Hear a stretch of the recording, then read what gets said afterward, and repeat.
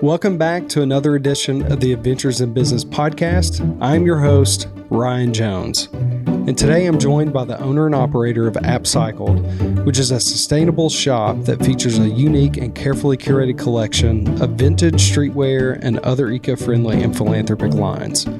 She's a trailblazer in the world of entrepreneurship. She quit her job to pursue her dreams of creating a business that aligns with her values and supports a more sustainable future. In this episode, we dive into her inspiring journey of building a successful business while also staying true to her vision of creating a more sustainable and earth-conscious world. We explore the challenges and triumphs that come with running a business and her plans for the future of Appcycled. So sit back and relax and enjoy my episode with Jasmine Mead. Let's get into it. Yeah. Well, thanks for being, giving some time here today. This is great. Of course. Yeah. And we don't know each other that well. That's true. This is cool. I feel like I've been around you a lot. Yeah. I feel like we've met a couple of times. But not spent significant time together. Like just in passing. I feel like you and your wife just walk around a lot and I see you and I'm like, hey, how's the weather? Yeah. My dog always checks out your dog bowl out here. Sorry, I've really been slacking on that. There's 3 bugs in it. Yeah. She passed out the other day walking by and we were because oh my gosh. I had bugs in my... We were really counting on the water out here and, you know, you didn't have it out. So. You know what? That's actually a reflection on you as a dog owner because you let your dog get I like how you spun that back. That's dehydrated. Good. That's good. I don't know. All right, let's get to know you. Okay. Do you go by Jasmine, by the way? Yes. Okay. And your first name is actually Kavana. Yeah, so that is an awesome name. That's how I know if somebody actually knows me or if they only know me because they see me on social media. You know? That's how I right out of the gate. I know how big of a fan you are. Where you came from. What's your story? I know. Uh-huh. Yeah, so we're here with Kavana. Or Jasmine. Jasmine. Both names are great. Yeah. All right, so talk to me about you growing up here. So I grew up here in the Pikeville area, actually closer to Johns Creek, if anyone is familiar with that part of the county. So that's where I grew up. And then after I graduated high school, went to Moorhead, got a degree in biomedical science, and then came back here eventually after some years, months, who knows. Came back here after college, did some other things, and then around 2021 is whenever the brand of Appcycled was made. Okay. And did you start it out of your house? Yeah. So the brand of Appcycled was basically born from the fact of I've always been kind of creative, a maker, I love to make things and do things and stuff like that. And so I had a friend who was getting married and I wanted to make her one of the, everyone knows the little jackets that are Mrs. whatever. Mm-hmm. And but I was I can't help but think about all of the garments that are made for this one time. She's going to wear it for pictures and on her wedding. And when you're taking new garments and doing something like that to them, all of the additional waste that's creating. And so my thought process was, well, if I get a secondhand item and I try to embellish it with as many already existing materials and stuff, then that kind of combats that waste while also still giving someone something that's handmade and one of a kind and feels like a nice personalized luxurious piece, but you don't have all of the negative effects of that wasteful supply chain that's associated with those. Yeah. So I did that, gifted that to her, and she had posted it on social media or something like that, and I shared it. And then I had a couple of other people reach out and they're like, oh my gosh, I love this, I would like something similar. And so I did a couple of jackets for moms or kids, and it would have mama and then the kids' names, and I would hand embroider a lot of stuff on them. And so people were loving that and sharing it. And so then I was I'm just going to make a Facebook group just because I would finish a project and send it to my mom and send it to my girlfriends and be look how cute this is. And then it was I'm sending it to 4 people. I'm just going to make a Facebook group. So everyone's in one spot and just post it in one spot. And then it went from like my mom and like, you know, the girls from the group chat to like hundreds. And then I think we're like over 1,000 people in it now. And so, yeah, it just like kind of kept growing. And then someone reached out and they had asked if I was interested in setting up at the farmer's market, because they were like wanting to highlight makers and stuff like that also, as well as like just farmers and food. Right. So I did a farmer's market, and then I had Star City Days reach out, and like a couple others. So I did like a couple pop-ups, and like went to Lexington, did a couple pop-ups, and then Bridget, actually over here at Bridget's Quilting down in downtown Pikeville, reached out to me whenever I was at a farmer's market and was like, have you thought about opening a store? And I was like, oh, I just don't know. Like, I don't like all of that. And so she had told me about all of the different like opportunities and incentives and like people that can like help you get started here in downtown Pikeville. And so I was just like, well, it would be cool to have a store downtown if I don't reach out and like look into this now. You know, like I'm one of those people who's like, you only regret the things that you don't do, you know? So I'm like, I'll do anything once. So I reached out and kind of got some stuff together. Like I've always kind of been like a creative person, and like I've always like considered like owning businesses and entrepreneurship and stuff like that. So like I was able to like put together a little business plan like pretty quickly, because I've had like 7 stored up here for a while. And so I just like put that together and like took it in. I was like, this is kind of like the vision that I'm seeing. And they were like, sounds cool. And I just kind of took it and ran. And yeah, I've just been really like, it's been such an interesting journey in the sense of that the people that I lean on and rely on now, like as far as like business wise and like brand wise and stuff like that, some of them aren't necessarily like the people that I even knew whenever I was first getting started. So it's just like so interesting that once you do something and you create something and it's like you have that like specific brand, like it will attract the people that you need to get you to that next step. And that sounds hokey and like made up, but like I genuinely believe that. Yeah. So when you started this physical location, did you get a bank loan? Did you do friends and family, like raise money that way? Like, or did you use like the sales that you made from like when you started in your house? Like what kind of took you to this next step in your business as far as like the financial piece? Yeah. So this is not my professional opinion, but I was just very much like flying by the seat of my pants. And so I was just taking like whatever I had made the month before, and I would just like spend that on the next thing.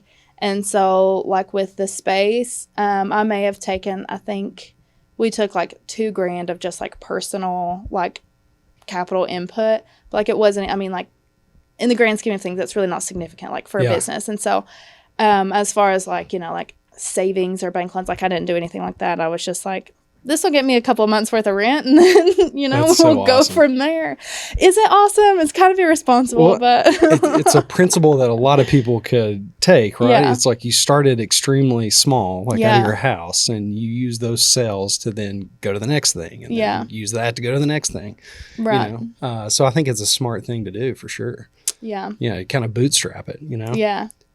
Well, it's always kind of been like the like goal and vision in my mind is just that like we'll continue to do that until it's like to the point of like self-sustainability. And then at that point, that's whenever it becomes passive instead of like starting in a hole that like I'm trying to dig myself out of. Yeah. And so no debt with the business. Yeah, none. That is awesome. Thanks. You have no idea how awesome that is. Thanks. That is really, really cool. Sometimes I'm like, oh, you know, like we bare bones it. But then I'm like, but I do have a MacBook. So. Ayo. Got a MacBook. Yeah. And a full sound system for our comedy nights and stuff. So, you know, did you see this speaker? I did. It's a nice speaker. Very good speaker. Yeah, thanks. Very good. The space is really cool. And I know you do some of the comedy nights and some other events. Have those gone pretty well? Yeah. So what's funny and is also that, like you're a clothing store. Yeah. And then you do a comedy night. Yeah. So let's just put those two together. Yeah. And we will like bring in kegs of beer too. We have a good old time. We usually partner with Broken Throne in that way and keep it local, keep it downtown, and they'll bring over like a whatever, like craft. I'll work with the beer tenders and figure out kind of what we feel like fits the event. And they'll come over and set up. And we've even had grays set up and have snacks and stuff for people. So, yeah, we work with some comedians out of the Louisville area for that event. We've had tattoo artists from like Louisa come in and set up and do tattoo parties. We've had karaoke night, music, people just like sitting out on the sidewalk and like playing. We've had local artists. We had an art exhibit over Hillbilly Days, and we had like partitions in this area. So I've like moved this store around so many times that it's like people will walk in and they'll be like, do you need help? And I'm like, it's just a Tuesday, man, you know? So we had like partitions, like a full on like art exhibit going on up here during that. We had like a reception with like snacks and drinks. I don't even, at this point, I don't even know all the events that we've had. Yeah. I would have to like sit down and really think it through. Yeah. Is it helping like the business side of things, or are you doing it just to like have fun? And so I'm not going to lie. I don't really know that it like boosts sales that day that much, because then you just like to have a good time. I just like to have a good time. I'm very similar in that way. Sometimes it does. Sometimes there is a clear correlation to like a sales boosting event. But like, especially, and like now it's better because we've kind of rearranged the store and taken down some walls and like stuff like that. But initially, whenever the store first opened, it was just kind of, it's just always kind of been my vision with the store that it's not just like a retail place that you come and shop. It's like I always wanted it to be like a community hub. Yeah. Where like, even if you're not wanting to shop, but you're just like, you go and get your coffee and you're walking around and you're like, what am I going to do? Oh, okay, well, I'm just going to stop by Appcycled and see who's in today and just like hang out and chat or see what event is going on and stuff. Because, I don't know, more like a community hub instead of just like, you know, a retail, like just another like boutique or something like that. And so whenever people comment on that part of it, like that's like the most fulfilling thing to me, because people, like I've been able to make friends and see those friends make friends with each other. And it's people that would have never met each other. And they've like come here and been able to find someone that like they share interests or values or things that they like to do on the weekend, you know? And so that's super cool. But so I get on tangents. I like it. So at first, we had like just walls up everywhere. Like it's like really open in here now, but it was previously a restaurant. Yeah. And so there was like half walls where like the kitchen had been, or like half a wall where like the tables had been. And then two, like the way that I said, you know, like we started pretty small. Like there wasn't, whenever I first opened the store, we had like 6 fixtures with like, if I had like 4 shirts on the arm, I was like doing good that day. And so, you know, now there's obviously like quite a bit more. And so it was, I didn't have to like take down the partitions, but whenever we would have these events, there wasn't a huge, large space like we have right here that we're hanging out now. And so I would like take all the fixtures and shove them into a corner and just be like, pay no attention. So like people couldn't shop if they wanted to. So like at first there was no way for the events to be boosting my sales because the merchandise was literally shoved into a corner. Got it. Yeah. So, but now we've kind of done some rearranging and reconfiguring. And so now we have like this kind of more like wider open space to where whenever we're not having events, it's just kind of like a lounge. Like people bring their kids in and they'll like hang out, and we keep like the chalk out. And I always have like microwavable mac and cheese. So, you know, you bring your kid in, you shop, I'll feed your kid. We'll put some Bluey on TV, rock and roll. Which is an awesome show, by the way. It is so good. I've half of my parenting style. I don't know what it's called. I just say I base it on Bluey. People are like, are you like this attachment? And I'm like, Bluey? I don't know. And I like my nieces and nephews really like that show, and I catch myself like after they get done like watching it, I'm still watching it, and I like it. Yeah, I'm not gonna lie. Yeah, like my kids don't really like it, and I'm like, do you guys want to watch Bluey? And they're like, no, and I'm like, that's all that's on. I can't fix the TV's broke. Yeah. Sorry. I'm trying to get my wife on board with Bluey a little bit. She's kind of on the fence with it. But right now, you know, I have a son that's almost 11 months old, which is wild. Yeah. But we're into Sesame Street a lot and Miss Rachel. She is a freaking legend.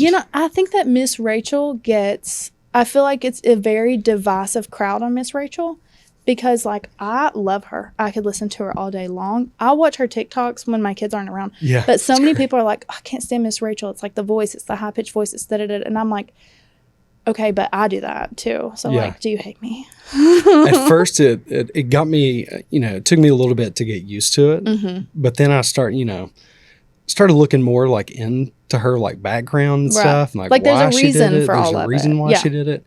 And she owns a monster business because of this. I mean, it is not small. Yeah. Like she's a multimillionaire because she does YouTube. Yeah. It's insane. Yeah. And amazing. Go Miss Rachel. This is actually just an interview for Miss Rachel Stan. So Miss Rachel, if you're watching this and listening, me and Jasmine love you. Yeah, come to Pikeville. Come to Pikeville. We'll do an episode. We'll do an event here. Yeah. So you went to Morehead State. Yes. And you said biomedicine? Biomedical science is what my bachelor's degree is in. Okay. What did you think you were going to do with that? So I actually. And why are you doing this? Why are you here today? So let's hear that story. So I went to college, like I started out as pre-med.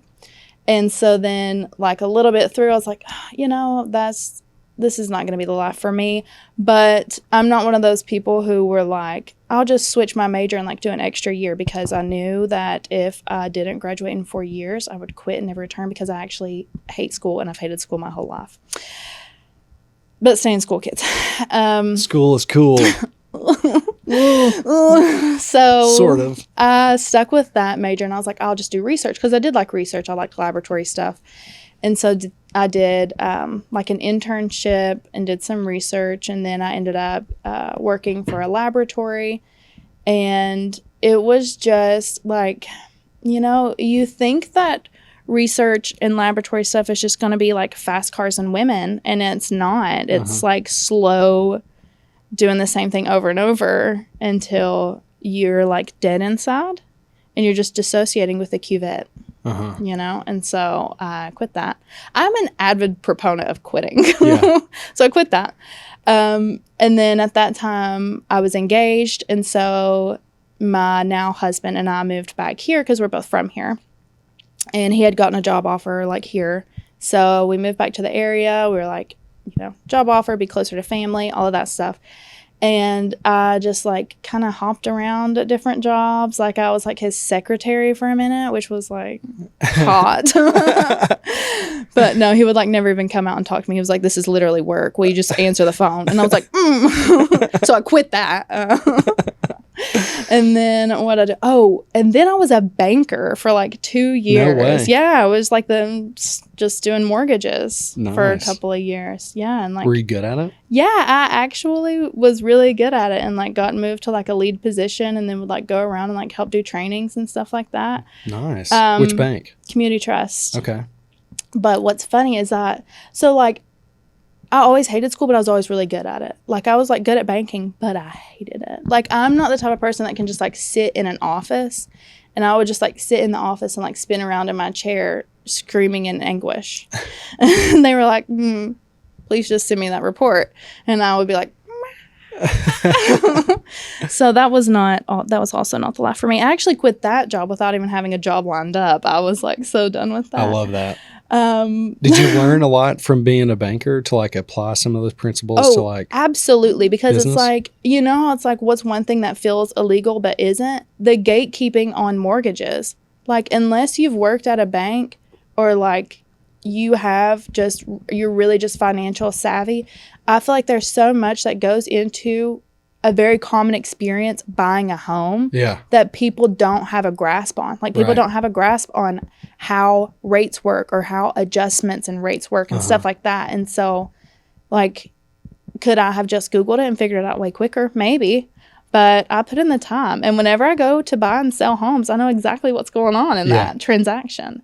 So it was eye-opening for me the first time I bought. I was like, why don't I know all this stuff? Like, it's such a common experience to buy a home. Why is there all of this stuff that no one is talking about? Yeah.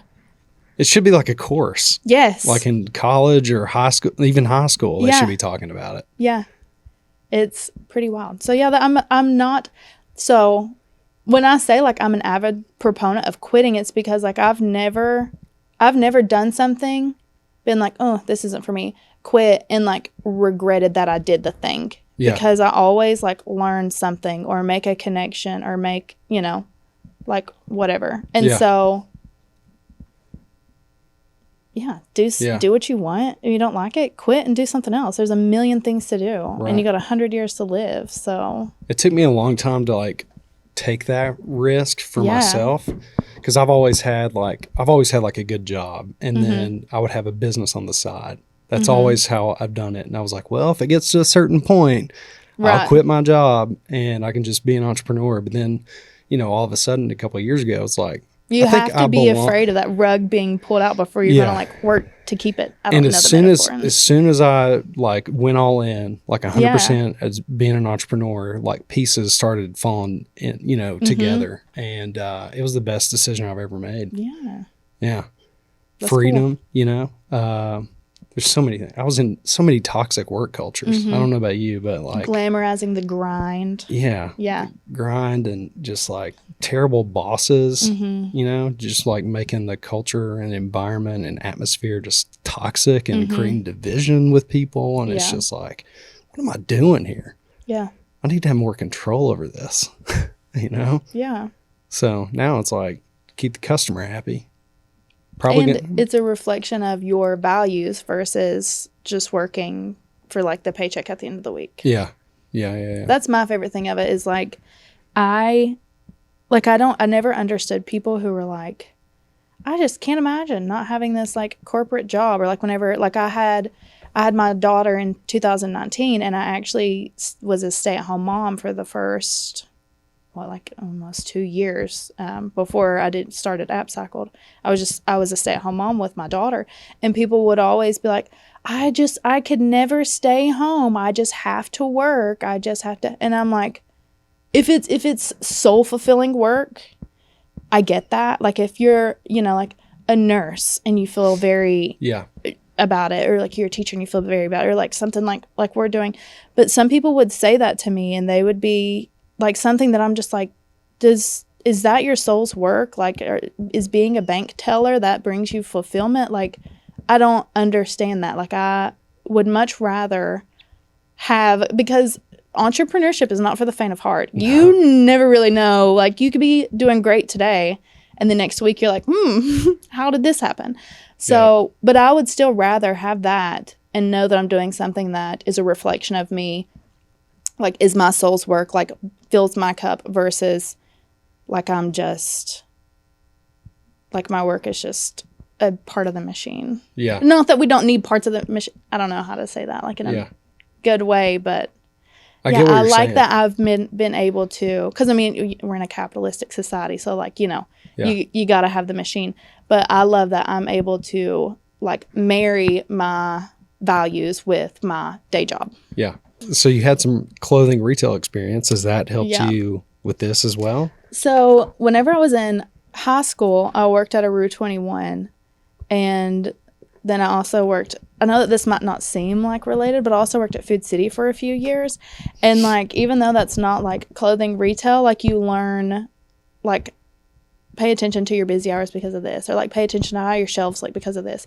And so I had like that as like kind of retail experience. And then I also like worked at Marshall's for a few years. And like I said, I was like kind of in like a middle management position to where like I was like going to the trainings and learning about like visual merchandising and things like that. And so those are definitely things that like have made it easier to transition and grow in this space, because there's so much little tedious things that you don't really think of, because that I don't think of. If you're like me, like I feel like if you are like this entrepreneurial spirit person, you're like big ideas, big picture, do this, but then whenever it comes down to the little stuff of like what should our standard operating procedure be like on getting merchandise out to the floor? Do I like wash it first and then tag it and then steam it and then take the picture? Like what makes the most sense? Stuff like that I was feeling a lot more confident because I had these operating procedures from other places in my mind to like kind of base it off of. Yeah. That's So it was definitely helpful. nice.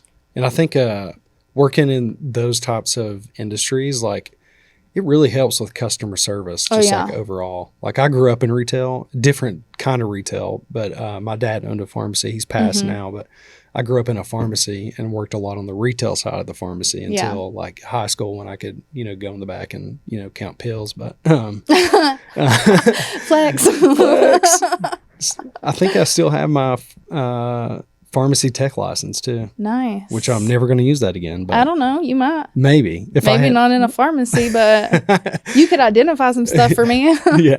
But anyway, like growing up in that environment and like watching how they talk to their customer, watching how, they were really helpful to people and that kind of thing. And, it just really helped me just in my journey growing up around that, Yeah. and then going back and like working in a few other retail locations, like customer service is so important. And I feel like everybody should have to work in some sort of You have to be berated Yeah. by an angry person who is like making you question all of your life decisions because you forgot one boneless wing. You should go like work in a Marshall's or something like that, or you should be a server of some sort or a bartender. Like, and you should learn those skills early. It teaches empathy. Really. Patience. It's a quick way to teach empathy. Like, yes, you could get a therapist and read a book, but what's quicker is just a week as a bartender. Yeah. So just do that. That's the Spark Notes. All right. I'm going to go back to Moorhead for a second. Rutabaker's. Did you spend time there? So do you know what's funny is that I know that people were crazy about Rutabaker's, but I'm not like a baked goods person. Okay. And so I don't think that I ever actually myself went there and purchased anything. I was in a sorority, so like we would have Rutabaker's, like when we would like have like our little parties, recruitment things and events like that. Yeah. Or like I think that didn't they do like boxed lunches sometimes, like little sandwiches and stuff. So we would have like stuff like that. But I myself never. I was more of a. Do you remember All Seasons? The one that was like downtown and had like little bistro tables everywhere. That was more of my spot because Fuzzy Duck. Did you go there? Oh yes. Is that your spot? Fuzzy Duck was my spot. That is a cool spot. The black bean wrap on spinach. That's that's the move. I think I've had that. Yeah, that's the move. And what's really cool, that backspace, that bookstore and the old theater. That's kind of where I get a lot of my inspiration here. Oh, yeah? Is like I want, because like, Fuzzy Duck is like a coffee shop, a book shop, but like people go there even though they're not wanting to buy a book and drink coffee. Yeah. Like people just go there to study and to hang out. And like they have like the events back there and they have like the kids like stuff. And so... yeah, that's kind of where like I draw a lot of my inspiration as far as like the community hub aspect of it. Cool. Yeah. Nice. Let's talk about some challenges that you've had. I have none. In your No problems, entrepreneurial ever. journey, which I feel like a lot of the things that I've learned is just by like failing. And it may look like everything is like going okay on the outside of things. Like people just think you're crushing it and doing awesome. Oh, absolutely. Like we're like in a I corner. cried 2 minutes ago. Thanks for that. I was going to say we're in a closet crying so nobody can see us because things aren't going the way we want them to. But talk about some of the challenges you've had with Appcycled and like some things you've done to like overcome that. And just start there. Yeah. So I think that one of the biggest like challenges like here for me, and I feel like this is like probably universal like for most people that are starting or growing a small business, is like to be successful you don't really have to have like the best idea sometimes or be making the best money at that time. You just have to like exist on pure spite. Like you have to have grit. Like you have to like there's been times whenever it's been like bad month after bad month after bad month. And I'm like, what am I doing? Nobody's into this, like whatever. But then it's like I like hold out and I wait. And then it's like, then we have these like record months after. And on top of that, like people are coming in and they're like, oh my God, I didn't even know that this was here. I love this place. It's so different. Like, and then they become like a repeat customer. And so it's like, instead of like just throwing in the towel, it's just like you like have to pivot is like what I've learned. It's like you don't like don't like restart. You just like figure it out and you like pivot. Yeah.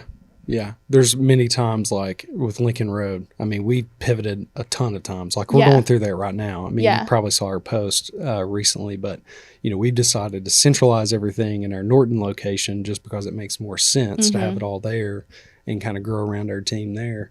But we've moved like 4 times and we just kept it going, you know? And because I feel very passionate about it to keep it going. And I feel like it's still a need in the marketplace for something like what we're doing. And, we have a big vision of what we want to do. It's just like all these little distractions have gotten our way. And it's like, but that's the thing is you have this big vision. Yeah. Like that's what you have to have. Like that, like you can overcome any challenge if you have like a solid vision and a solid like brand to stand on. Yeah. Like I did this course whenever I first got started, and one of the guest speakers said, like that's one of the big, I can't remember who it was. I think it was like the woman that owns all the Double Quicks or something like it was like someone really, I was like, wow.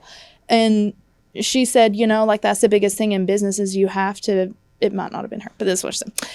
Paraphrasing, the biggest thing in business is like you have to be ready to pivot. Like you don't throw in the towel, like you pivot. But when you pivot, you're always keeping one foot on the culture. So whenever you have that like really sturdy ground to stand on, every time you pivot, like it's still your brand. Yeah. Like it's still you. Right. Yeah. And even if you have like a big vision, sometimes things just like get in the way and you have to learn how to deal with those types of things, I'm sure you've dealt with a lot of stuff with this space and like this space, I was going to tell you about this and this, but this space used to smell like a sewer. It did. It was so bad. And I'm so delighted to know that it smelled like a horse barn. People were like, oh, it's the sewer smell. And I was like, I thought that was horse manure. It was bad. Yeah. And like it was a restaurant before that and you could smell that so horribly bad. Yeah. And I was about to bring clothes in here. So you can imagine like my tentativeness, because I'm like, nobody wants to walk into a clothing store and smell. You don't want to take your clothes home and be like, Barnes. How'd they fix it, They actually had to like bring out, I was about to say like sewer people, plumbers. Plumbers, yeah.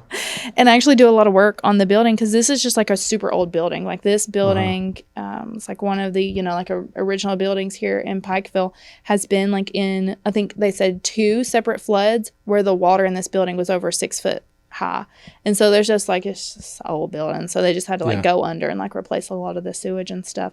And it helps now that I'm not a restaurant. So I'm not having to deal with grease traps and excessive use of like water and stuff. Like it's just me like washing my hands, which, wash your hands often. Often. Yeah. Because, there's germs. Yeah. Because you might end up with the adenovirus like me, like last week, and it was miserable. I've never had something that bad. I think that's what we had whenever, like it was worse. Like I've had COVID twice and this was worse than that. Yeah.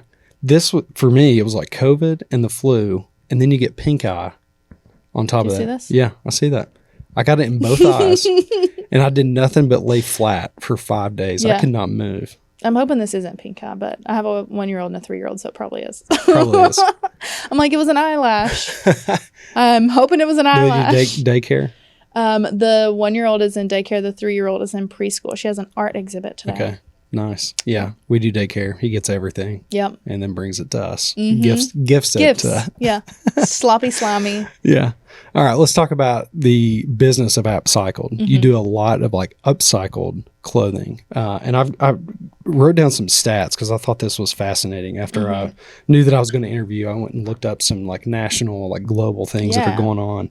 So according to the Council for Textile Recycling, the average American throws away 70 pounds of clothing and textiles each year, and only 15% of that waste is recycled or donated. That is crazy.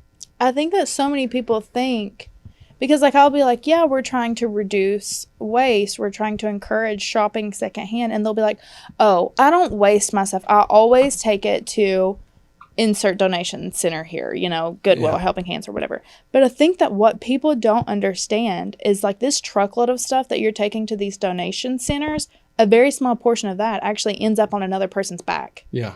Like the majority of that still ends up in a landfill or shipped to a different country where it sits in a giant landfill. Yeah. Like there are, like you can literally just Google landfill mound of clothing in other country. And you can see where it's like, it looks like mountains. Yeah. But it's just textile waste. Yeah. Mr. Beast just did a video on his philanthropy channel talking about that. And Yeah. there's so many people around the world that don't even have clothes. And here we are, Just piling it. And here's another thing I read. This is from the Ellen MacArthur Foundation, estimates that if the fashion industry continues on its current trajectory, it could be responsible for 25% of global carbon emissions by 2050.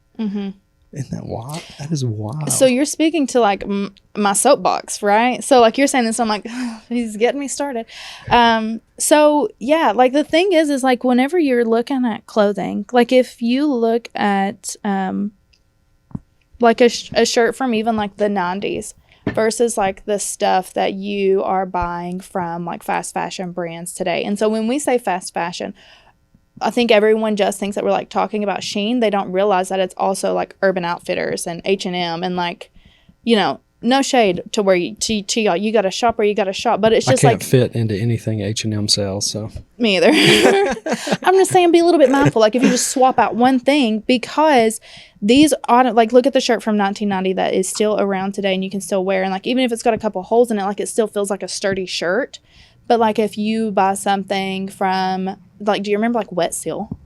Does that even still exist? Or like Rue 21? Like just these places that like you go in and you can buy a $4 shirt all day long, but you wash it one time and it's falling apart. Right. Well, it doesn't just like disintegrate into thin air. Now it's going to the trash heap, like, you know, in another country. Like it doesn't disappear when you're done with it. And so instead of like, just try not to be so like de-influence yourself a little bit. And instead of having like 12 of these like $6 things that you're going to be able to wear twice, like take a beat and purchase something that's like more mindful and more sustainable and more like consciously existing. Yeah. And a lot of your stuff, you're sewing things onto like old things, right? That's kind of like your thing, right? Like jackets, you'll sew like a t-shirt onto a jacket. Like explain some of the things that you're doing in that way. Yeah. So we don't throw like any like garments away here. So like if something is stained, a lot of the times like we'll do like a bleach dye or like a tie dye or something like that. Or we'll like take some like hand embroidery and like cover it up or like put a patch on it or something. And then we like take some of the stuff that I just think is like really cool is the flannels and dress shirts and stuff. And I'll like dye it or bleach dye it or something. And then I'll take like a band tee or like I've got a cool t-shirt of like Lilo and Stitch back there right now. I think I'm going to put on the back of a flannel. I just think that looks cool. And so then all of the scraps I just keep and let pile up until I need to stuff something. And then I just use it to like stuff or like make a bow. Like our packaging is all secondhand, like as much as possible reused. And so instead of having like all of this like glitter and confetti paper and stuff, it'll just be like shards of fabric that I've like braided together and like wrapped around something, just so that it's like you don't, you know, like think outside of the box and you can reuse like even this trash, because trash doesn't disappear. Right. Yeah. Have you read much about the Girl Boss or watched that show, Girl Boss? The girl from Nasty Gal? Yeah. Is that who it was? Yeah. I think I watched, is it multi-episode? Yes. I watched like the She's got a book, first two too. episodes. Yeah. And then I forgot that it existed. But it's kind of like a similar thing. It's like taking vintage things, like old things, and making them cool. And she's built like an empire off of it. I mean, like a huge, huge business. Do you listen to, well, never mind. I was about to say, do you listen to podcasts? I like podcasts. It's surprising. Who do you listen? What's your favorite podcast? Well, I was going to recommend besides Adventures in Business with Ryan Jones. Plug.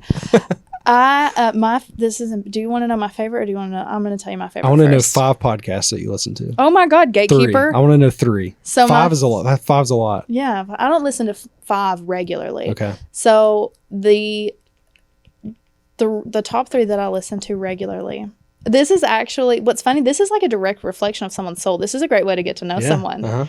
So my number one that I listen to regularly, like twice, she puts out shows twice a week, is called Ghost of a Podcast. Okay. And it is a psychic medium. Nice. And it's about astrology. And she'll like talk to people's dogs. And I believe it. I don't even care. Like a dog whisperer type thing? Yeah. Okay. But like she's only done it like a few times, but like she does that, and I really believe that she knows what those dogs are thinking. I don't care. So anyways, right, so that's my number one.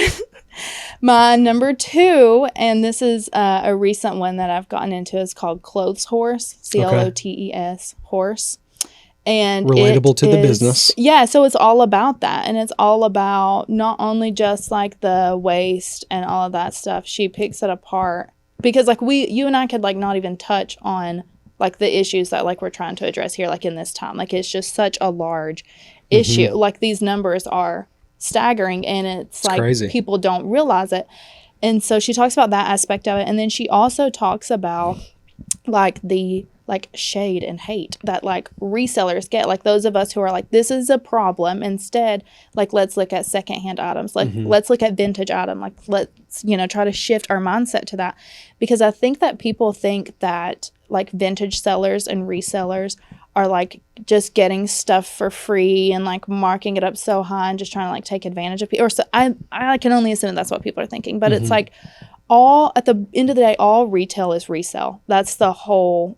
Right. Like that's how a store works. They purchase something at a smaller price and then they will add in their overhead costs, and then that's the price that you purchase it for. And so she kind of dispels a lot of myths around that too, and that, like I'm not saying that no one is doing that, but like those of us who are trying to combat the issue and create like a community space, like we're just like any other like retail space as far as stuff like that. So Clothes Horse, that's a really good one. And it's a really good one to like educate yourself if you're not familiar with the industry. Yeah. Because it just really picks it apart, and it picks it apart in a way that's not like, and in 1994, a study, like it's like interesting. Cool. Okay. So then my number 3 is called The Adult Chair. And it is I'm trying to think, how like you memorize like the beginning, it's like holistic life coach and like da-da-da-da-da. So she's like a therapist out of Tennessee. Okay. And she will just like take like different topics. Like she'll be like healing your inner child, and she'll like just do like an hour-long podcast about like the high points of that. Or it'll be like working with your triggers, or, Yeah. So yeah, that's me in a nutshell. That's cool. Who hosts the Clothing Horse one? I can't remember the Clothes Horse. Clothes Horse, sorry. Clothes Horse. I can't remember her name. But The Adult Chair is Michelle Chauffant, and Ghost of a Podcast is Jessica Lanyadoo. Nice. I don't know why I can't remember the other one, because usually, you can like hear the intro in your head. Yeah. I can't remember the other one. I'm trying to think of my top 3. I spend a lot of time in the car, like with Do Good Brands. I'm like all over the place a lot, in Lincoln Road too. But I'm trying to think. My number 1, my favorite podcast is Colin and Samir. So they cover the business of being a creator. So they talk about the creator economy. So if you're a YouTuber, TikToker, Snapchatter, they talk about the business of being like that. And really, they sort of inspired me in a way to focus more on being a creator. So I'm doing a podcast now. I've got a YouTube channel, and making a business out of it. And, grabbing an audience. And I feel like now it's like, so there's 2 different types of business. So there's traditional entrepreneurship, where you create a product and then you go try to grab an audience with that product. And the creator business is you get the audience and then you just sell them whatever the audience wants. Right. And that's kind of how Ryan Hall has built his business, which he's got like 1.5 million subscribers now on YouTube across the world. I graduated high school with him. That's awesome. That's my claim to fame. So he's built a really big business around being a creator, and hires 50 people, which a lot of people don't even know that. Especially people here don't know that. Yeah. Which is insane. It blows my mind when people here don't know who he is. I'm like, Ryan Hall. And they're like, no. And I'm like, He'll he's like literally famous. He'll go to other places and people will stop him, just like in the stores or whatever. That's take crazy. Pictures with him. It's kind of wild. But I'm really obsessed with being a creator, and Also, I started a conference called CreatorCon, which is going to be in August, which will be in Norton. So he's going to be the keynote speaker. Yeah. And then we'll have some other speakers, kind of like a mix of creators and entrepreneurs as well. And just getting all those people in the same room, because a lot of us don't even know each other. Right. Or have only like seen each other like through the screen or like listen. Right. Like they'll like hear you talking across the room and be like, Ryan Jones? Yeah. So imagine like if we all knew each other. Yeah. And if like we had a problem, we just pick up the phone or text each other or whatever. We got a support system, and you got experts in different kind of fields. So when you need something, it's really easy to go get it. You know? But for whatever reason, we don't all know each other. Right. So that's what I'm trying to create. With that, like a network. Yeah, network. So that's the Colin and Samir podcast. Really, really good. And they interview a lot of big creators too, which is really interesting. So like the Mr. Beast, he's like the biggest creator in the world. So their interview with him was really good, and I learned a lot from it. And then I listened to like a couple golf podcasts. I'm really into that. Ooh, how much is there to talk about with golf? I know, a lot. I watched the Masters, and my conversation was, why are his shoes yellow, but all the rest of them look like white? I'm trying to go back. All right. So Bob Does Sports podcast, they're just like, just a bunch of You were trying to get me to goofballs. name 5, and you can't even hardly name 3. I listen to a lot though. When you see someone in a Metallica shirt, are you like, name 5 albums? How I Built This is probably. I was going to ask you if you listened to that one. Yeah. So that one, I get a ton of inspiration. Yeah, I love from. that one. Yeah. And when I first started listening to that one, I was like late to the game to listen to it. So I could binge it. Like I did it every single day. And then you get caught up and then it's like, oh crap. Yeah. But I actually go back and listen to certain episodes that are like related to my business in some way, and like learn how, people have done things. Yeah. And it is super insightful. And yeah, it's been great. And like how people started, a lot of them didn't go to school. Yeah. Or they quit. Like, they dropped out of college or whatever, and they pursued their dream. And I think it's cool because too, like they'll interview these people. So if you, I mean, I'm not, this probably, isn't everyone, but I feel like if you start a business and you like have this entrepreneurial like thing, this like thing that you are trying to create and grow, there are times when you're like, am I just crazy? Like, should I just stop? Like, should I just not do that? Am I just not doing this right? Like, there's a right way and a wrong way. Am I doing it the wrong way?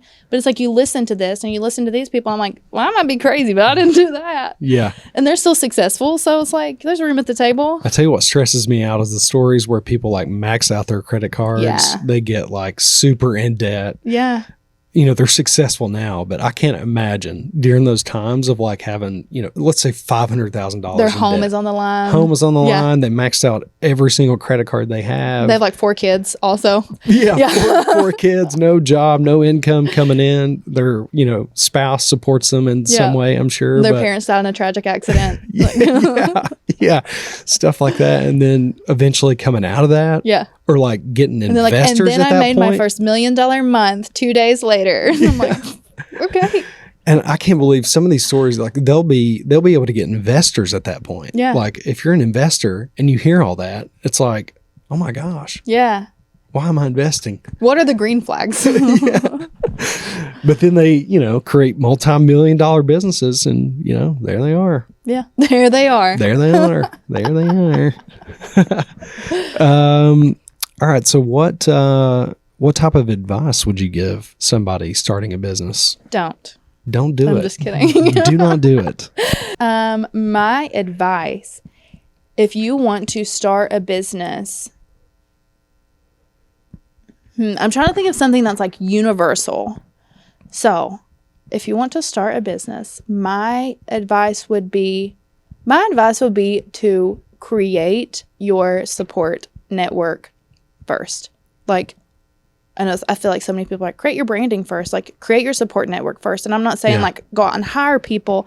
I'm just saying that I would be very surprised if this is not universal to literally everyone. There will be times when you will deal with self-doubt and you will deal with, is it time to like give up? Is it time to throw in the towel? Is this not working? Do I actually need to be doing this? Is this how I'm going to scale up? Or is it going to be like this? Was that the wrong decision? Like there's always just going to be some type of doubt, like in those like first couple of years. And so whenever you have this like professional support system that gets your vision and gets your culture and gets your goals, like you don't want it to just be like your friends who are going to gas you up no matter what, you know, and you don't want it to just be like your money people who are just like, that's not profitable. Like you want it to be people, you want to have like at least like 2 or 3 people who really like get it. Yeah.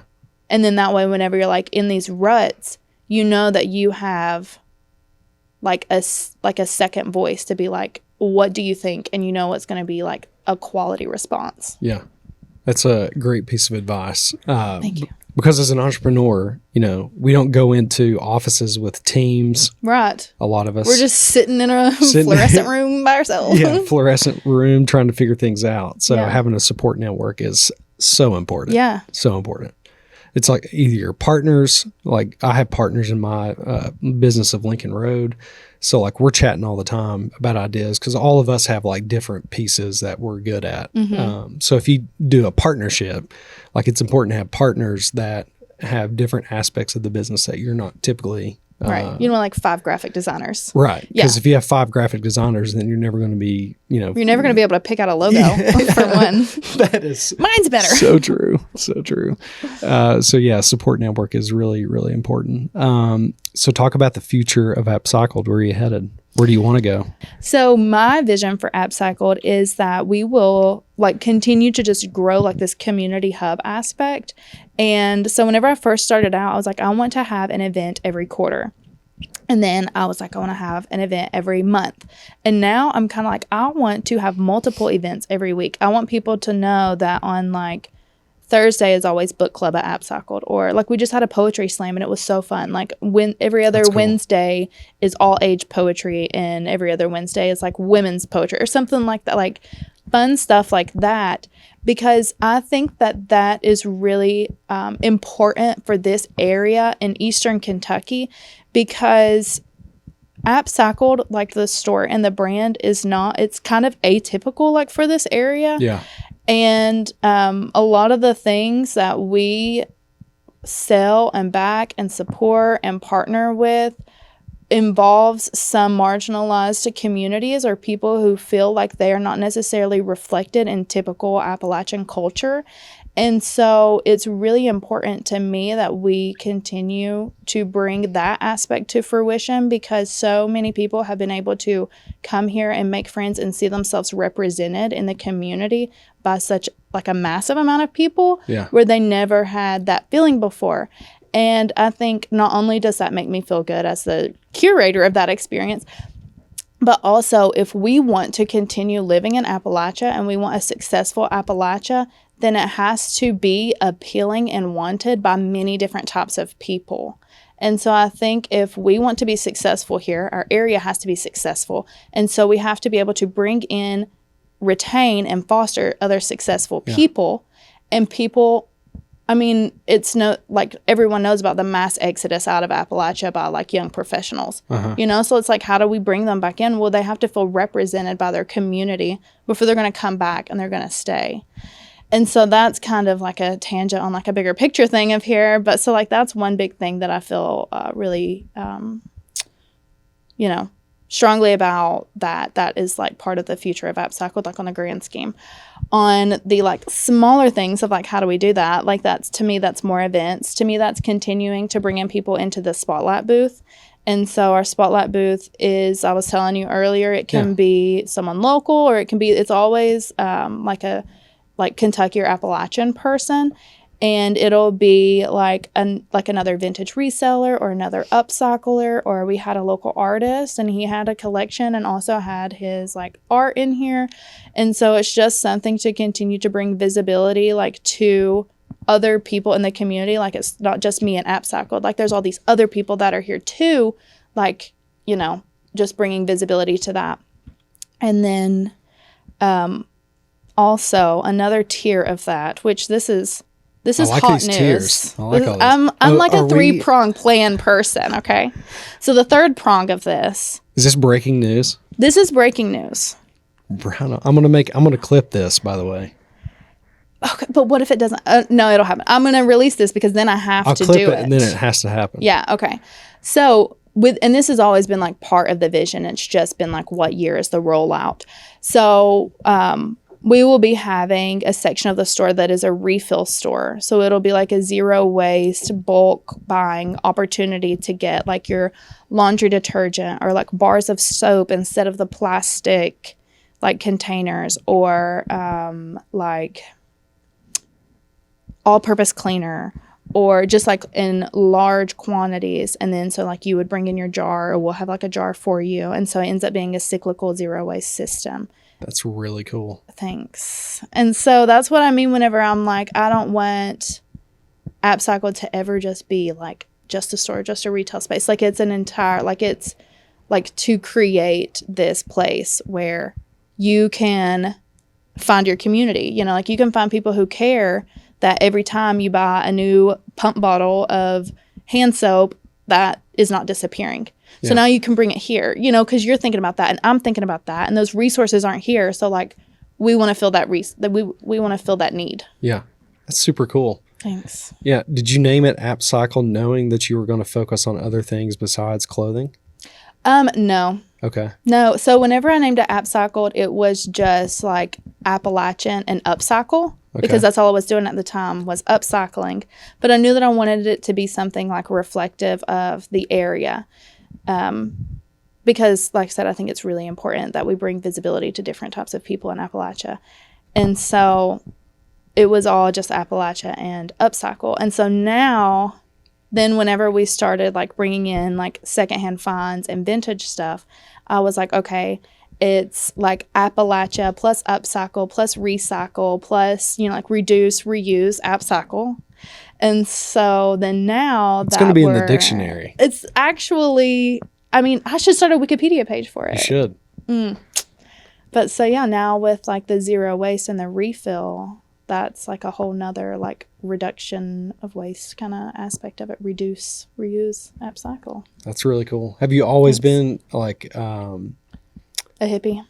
Not a hippie. No. I wouldn't say that. I'm kind of a hippie Earth too. conscious. So. Earth conscious. That is a great way to put it. Have you always been earth conscious? Because it took me a little while in my journey as an adult to like get to that point where I'm like, I need to care for this planet a little bit more because I'm doing a horrible job right now. I mean, we all are, honestly, though. Yeah. But, and that's like, the thing is, though, is that like, unless like the community has their resources and is supported to be able to do that work, like I can't fault you for using a single-use plastic whenever like there's not a good way to not use single-use plastic. Like we need to hold these large corporations responsible. But anyway, that's another tangent. Yeah, I've always been a little earth conscious. So I don't know if you remember, but like this is over a decade ago whenever we first got our first recycling bins in Pikeville, and they were at just like the Walmarts, like in the parking lot.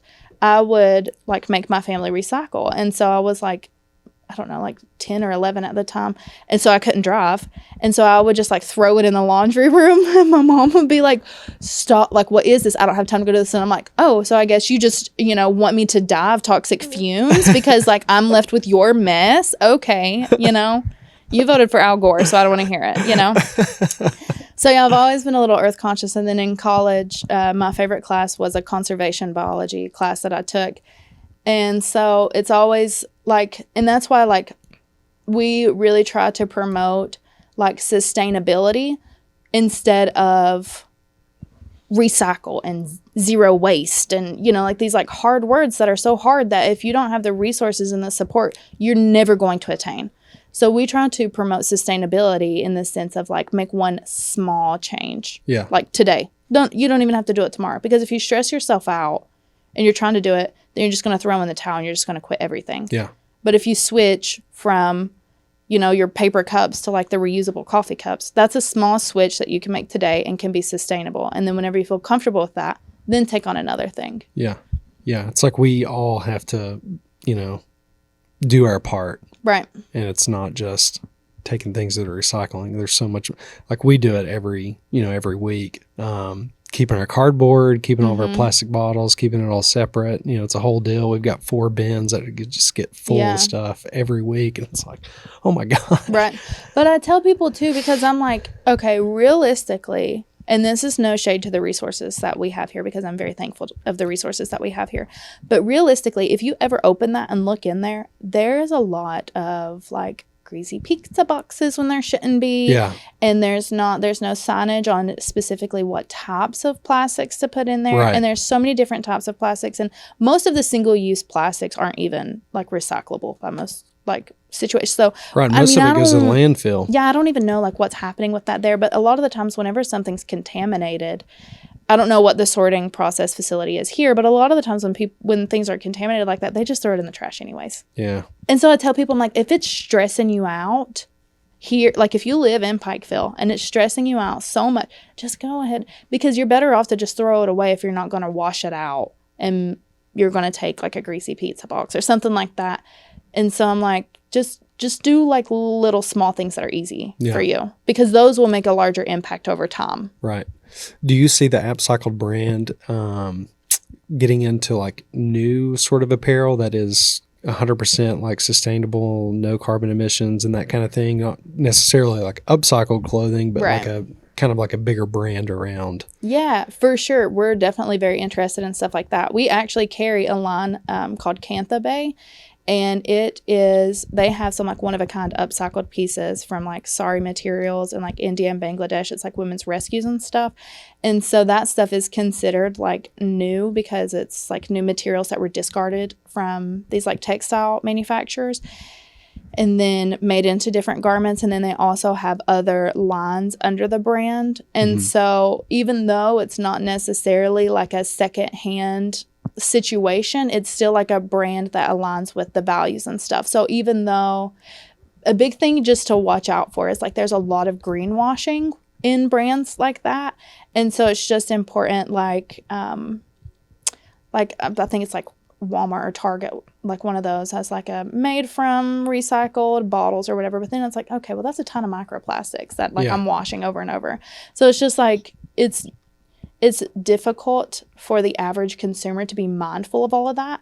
And so that's like another need that we want to try to fill here, is like to show you that, yeah, you can, like, it doesn't always have to be secondhand. You can buy something new, but like you really have to look into this, because it's so easy to greenwash something and make the consumer think, oh, this is like a net positive thing, whenever it's actually just like on trend right now, and it's actually like a net negative, you know? Yeah. So there's a lot of things to sort of be mindful of. Yeah. It's overwhelming. Yeah. So there needs to be more people like you that are educating people on this. Yeah. And the Clothes Horse podcast, you should listen to that. Yeah, for sure. Yeah. Get some information. You should have your own podcast. Oh my God. You know, you're not the first person to tell me that. You should do it. Maybe. I don't like the sound of my voice. Huh? I don't know if I'll be able to go back and listen to this. Yeah. You'll be fine. You'll be fine. Think so? Yeah. What's the most fun part about being a business owner to you? Partying? Whenever I got drunk during Hillbilly days, I just took a nap in the back. No, the most fun thing is probably just, like I said, creating, like knowing that I've like created this community. Like that's the most fun thing for me, is like whenever someone comes in and they're like, oh yeah, I came in the other day and you weren't here, but I just hung out with Kenzie and like so-and-so else was here and so-and-so else was here. And now we're going to like go and like take our kids to the movies together and stuff like that. Like that is just so cool to me, that like there's just this entire other community like in this store. Like that's not like, they're not just stopping by like just to like purchase something. Like something, you know, they'll come, obviously this is a business, I want to be able to purchase stuff, but like they'll come in and just be like, hey, have you talked to so-and-so? And I'm like, no, I didn't know you know them. And they're like, yeah, you know, I met them in here and we like, I didn't, you know, things like that. It's just that really, the most fun thing about it are the things that like fill my cup. Like I have this business that can fill my cup. Yeah. Because I was such a corporate grinder, like I was gonna do medical school. Like if that's not like a grind profession, and then I did banking. Like And I would be like, oh my God, yeah, I've stayed late until like 8 p.m. like 3 nights this week. I'm such a hard worker. Like, take a nap, queen. No, like, you don't get a medal, you know? And so just like, wow, you can do this a different way. You know, like I was never told that you can do it a different way. Like I was told you work hard and that's how you succeed. Yeah. And if you're not succeeding, you're not working hard enough. You're not like putting in enough hours. You're not, you know, all this grind culture. Yeah. I hate it. Yeah. I do too.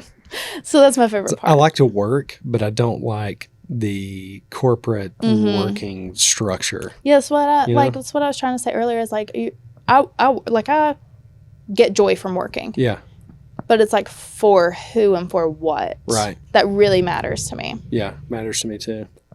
I don't think we talked about online. Do you sell online, right? Yeah, so we have a website online and we put a lot of our stuff online, but also where it is, you know, like we usually just have like one of one.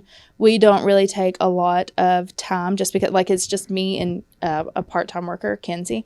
And so, and I usually have like a kid or two here with me that are like 1 and 3. So it's not like they just like go and read in a corner. They're just like creating havoc the whole time. But anyway, so Kenzie and I work too. We do drops every Friday. So we have new arrivals on the website every Friday. Sometimes it'll be random stuff, but a lot of times we'll do a theme. Like we'll do homeware or in-house designs because we'll get secondhand blanks and then like screen print different, like original in-house designs on them. And a lot of the times I'll have a theme. So every Friday we have new drops at 7 p.m. And what's your website? Appcycled, ky.myshopify.com. No, I didn't splurge for the domain. And I don't care what y'all think because I'm not typing in a domain. I'm going to Google Appcycled and then I'm going to click that. And that's what, if you Google Appcycled, it pops up. So. Go buy some more stuff from her so she can buy a domain, people. Yeah, come on. Come on. Support the cause. And then social media handles. I know you're very active on TikTok. I've noticed. Thank you. Yeah. I always feel like I need to be doing more, but everyone's like, I was in Subway the other day and I got recognized. Oh. Yeah. And then I was embarrassed because I had gotten this messy foot long. This girl's like, you look so familiar. What's your go-to in Subway? My usual go-to, I do switch it up a little bit. I like to switch it up at restaurants. Okay. But my usual go-to is a teriyaki chicken, pepper jack. Okay. And then I want my veggies on first. So I want like my banana peppers, my onions, You my get jalapenos. it toasted first? Heated and toasted. That's a play I've not heard. Heated and toasted. Nice. Because then you ever get it toasted, but your meat's not that warm? Yep. You ever get it heated, but then it's like soggy? Yeah.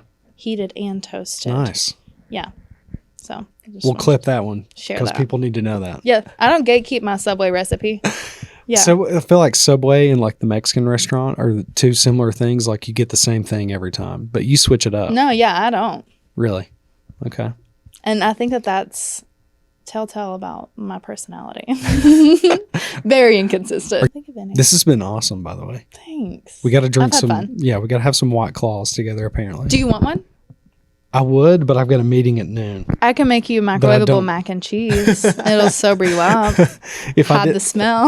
if I didn't have a meeting at noon that I got to bounce to, it's 11:45 right now, so I'm going to be cutting it close. I would definitely be cracking a White Claw with you. Next time. My wife likes the claws too. She likes to break the laws with the claws. Well, I think the last time that I saw her, she was pregnant. So that was like over a year ago now, probably. Yeah. So yeah, she needs to stop back in. 'Cause Yeah. Knowing that now that there's some in the back. Which variety pack is her favorite? I'll have it. 1, 2, or 3. I can't remember. Probably honestly. 3. Yeah. Probably so. But anyways, really appreciate your time here. Of course, you've got a appreciate you. great story. I think it's great. I Thanks. think the people are going to like it. Yeah. There's going to be millions of people watching. Millions. But I think this is awesome. I think it's cool what you're doing. So keep it up. Yeah, I think it's really cool. thanks. It's going to be I think exciting. it's cool what you're doing. Thank you. I'm excited about Creator Con. Yeah. I'll send you a link to it and Yeah, you can for check sure. it out. I've been like following like the like advertising and stuff that you've Okay. done. You know how there's a small kid, so I'm like, maybe I'll be able to get to that, maybe not. Who knows what my life is going to look like by then? We Yeah. could all have adenovirus.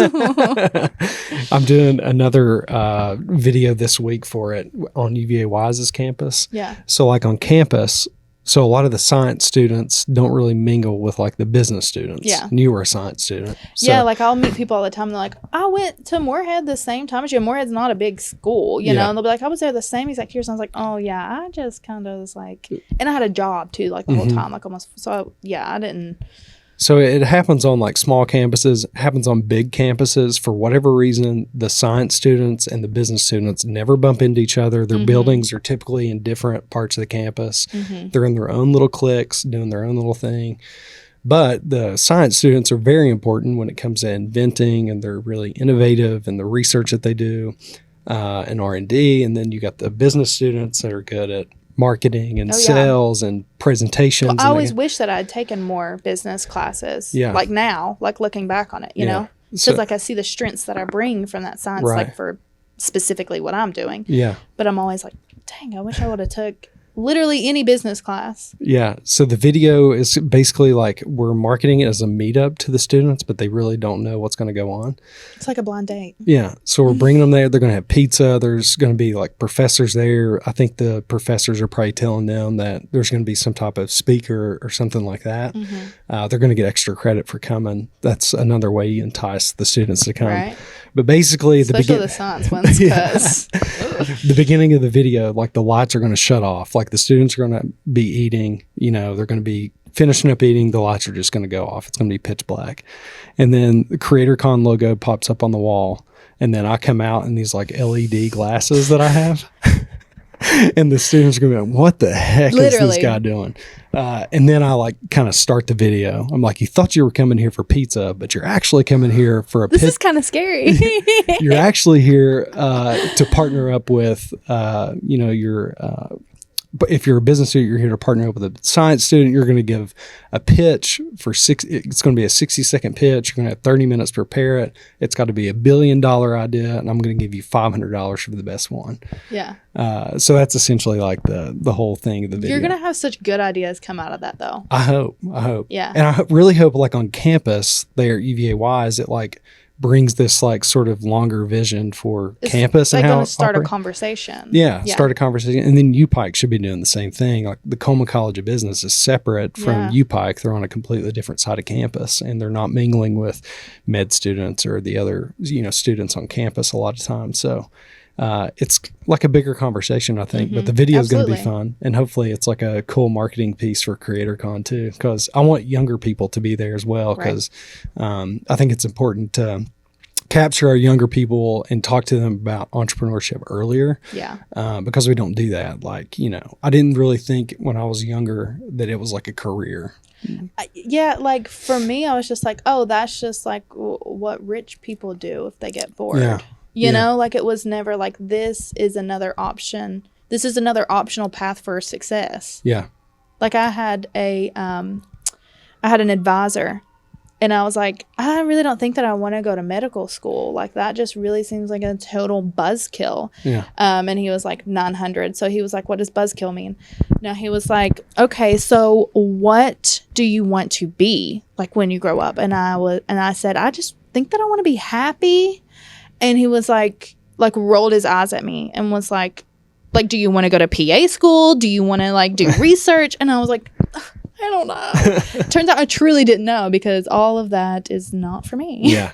I want to like be happy, and I want to make other people happy. Yeah. I think that's be able to pay my bills. Yeah. And pay my bills. And I think if I can help other people pay their bills, if I can have on some employees, so cool. Yeah. Yeah. For sure. For sure. And entrepreneurship is definitely the path for myself, and it seems like it's worked out really well for you too. So far, so good. Yeah. All right. Appreciate your time here. Thanks for listening and watching another episode of Adventures in Business. This has been another edition of Adventures in Business.